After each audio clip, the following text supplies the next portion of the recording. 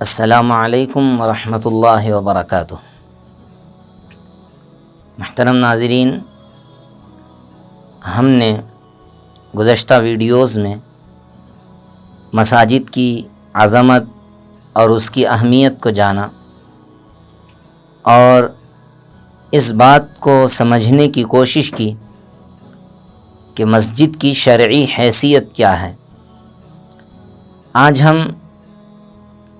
مسجد کو آباد کرنے والوں کی فضیلت کے بارے میں جانیں گے۔ یہ تو ہم جانتے ہی ہیں کہ مساجد اسلامی شعائر میں سے ہیں اور اسلام میں مساجد کی بڑی عظمت ہے، اور جو آدمی مساجد کو آباد کرتا ہے اور مساجد میں نمازوں کی ادائیگی کرتا ہے، وہ اللہ کی نظر میں بہت زیادہ مقبول ہو جاتا ہے۔ اسلام میں مساجد اس لیے نہیں بنائی جاتی ہیں کہ ان کو ویران کر کے چھوڑ دیا جائے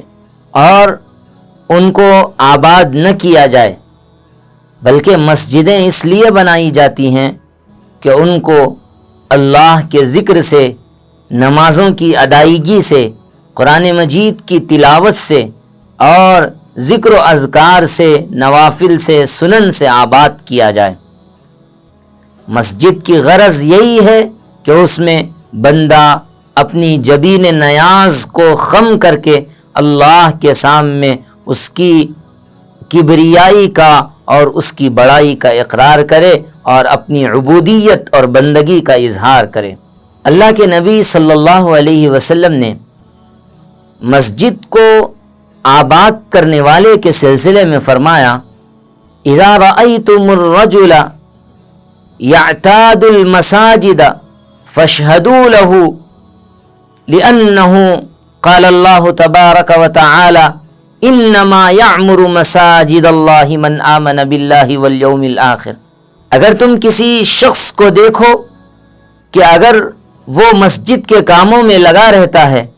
مسجد آتا جاتا رہتا ہے، تو اس کے ایمان کی گواہی دو، کیونکہ اللہ رب العزت ارشاد فرماتے ہیں، بلا شبہ مسجد کو وہی لوگ تعمیر کرتے ہیں، آباد رکھتے ہیں جو اللہ پر ایمان لاتے ہیں اور آخرت کے دن کا اقرار کرتے ہیں۔ یہ کتنی بڑی فضیلت ہے، اور یہ ہمارے لیے کتنا گولڈن چانس ہے کہ جو آدمی مسجد سے جڑا ہوا رہتا ہے اس کے ایمان کی گواہی اسی دنیا میں دی جا رہی ہے، اور اسی دنیا میں اس کے ایمان کے بارے میں بتایا جا رہا ہے۔ اللہ کے نبی صلی اللہ علیہ وسلم نے ایک اور حدیث میں ارشاد فرمایا، سبعۃ یظلھم اللہ یوم القیامۃ یوم لا ظل الا ظلہ۔ 7 لوگ ایسے ہیں جن کو اللہ ایسے دن میں سایہ نصیب کرے گا جس دن کوئی سایہ نہیں ہوگا، یعنی روز محشر اللہ تعالیٰ ان کو سایہ دار جگہ میں ٹھہرائے گا۔ ان میں ایک شخص وہ بھی ہے، رجل قلبہ معلق بالمساجد، ایسا شخص جس کا دل مساجد سے لگا ہوا رہتا ہے۔ اللہ کے نبی صلی اللہ علیہ وسلم نے ایک اور حدیث میں ارشاد فرمایا، جو شخص مسجد کو جاتا ہے اور مسجد کو آباد کرتا ہے، اس کے لیے اللہ رب العزت جنت میں اپنی طرف سے میزبانی کریں گے اور اس کا اکرام کریں گے۔ اللہ کے نبی صلی اللہ علیہ وسلم نے ایک اور حدیث میں فرمایا، بشر المشائین فی الظلم، کہ تاریکی میں جو شخص مسجد جاتا ہے اس کے لیے بشارت ہے، اس کو بشارت دے دو کہ وہ اس کو قیامت کے دن اللہ تعالیٰ کامل نور عطا فرمائیں گے۔ ایک اور حدیث میں اللہ کے نبی صلی اللہ علیہ وسلم نے ارشاد فرمایا، جو شخص اپنے گھر سے وضو کر کے نکلتا ہے اور اس نیت سے نکلتا ہے کہ وہ مسجد جا کر ایک فرض کو ادا کرے گا اور اللہ کی بندگی کرے گا تو اس کے ایک قدم پر اللہ تعالیٰ ایک نیکی کا ثواب لکھتے ہیں اور اس کے ایک گناہ کو معاف فرماتے ہیں۔ یہ سب کس کے لیے ہیں؟ ان لوگوں کے لیے جو مسجد کو آباد کرتے ہیں اپنی نمازوں کے ذریعے سے، قرآن مجید کی تلاوت اور ذکر و اذکار کے ذریعے سے۔ آج ہمارے لیے غور کا مقام ہے، ہم مسجد کو کتنا آباد رکھتے ہیں؟ اگر ہم اپنے گریبانوں میں جھانکیں اور دیکھیں تو آج ہم رمضان المبارک میں، جمعے کے دنوں میں اور عید کے دنوں میں مسجدوں کو آباد رکھتے ہیں، بقیہ دن میں مسجد سے ہمارا کوئی تعلق نہیں ہوتا۔ یہ بہت المناک اور بہت خطرناک بات ہے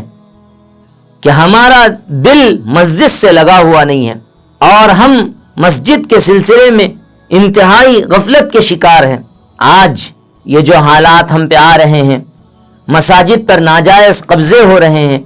مساجد ہم سے چھینی جا رہی ہے، اس کی ایک بہت بڑی وجہ یہ ہے کہ ہم مسجدیں آباد نہیں کرتے اپنی نمازوں کے ذریعے سے۔ اس لیے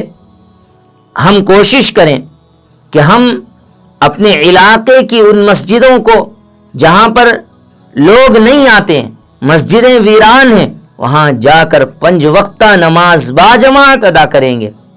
وہاں کی ذمہ داریوں کو اپنے سر پر لیں گے اور اسے محسوس کریں گے تو اللہ رب العزت اس کے ذریعے دنیا اور آخرت میں خیر و برکت کے راستے کھول دیں گے۔ اس لیے ہمیں اس بات کی کوشش کرنی چاہیے کہ ہم مساجد کو آباد کریں، یومیہ جو 5 وقتہ نمازیں ہیں ان کو ادا کرنے کی کوشش کریں۔ اگر ہر مسلمان 5 وقتہ نماز کا پابند بن جائے گا اور باجماعت مسجد میں نماز ادا کرنے لگے گا تو ہماری ساری کی ساری مشکلات یوں ہی ختم ہو جائیں گی۔ یہ بہت اہم اور ضروری پیغام ہے، اس پیغام کو سمجھنے کی کوشش کریں، اپنے دل کو مسجدوں سے مربوط رکھیں اور اپنے دلوں کو مسجدوں سے ایک خاص لگاؤ ان کو عطا کریں۔ اللہ پاک ہم کو توفیق عمل نصیب فرمائیں، آمین یا رب العالمین۔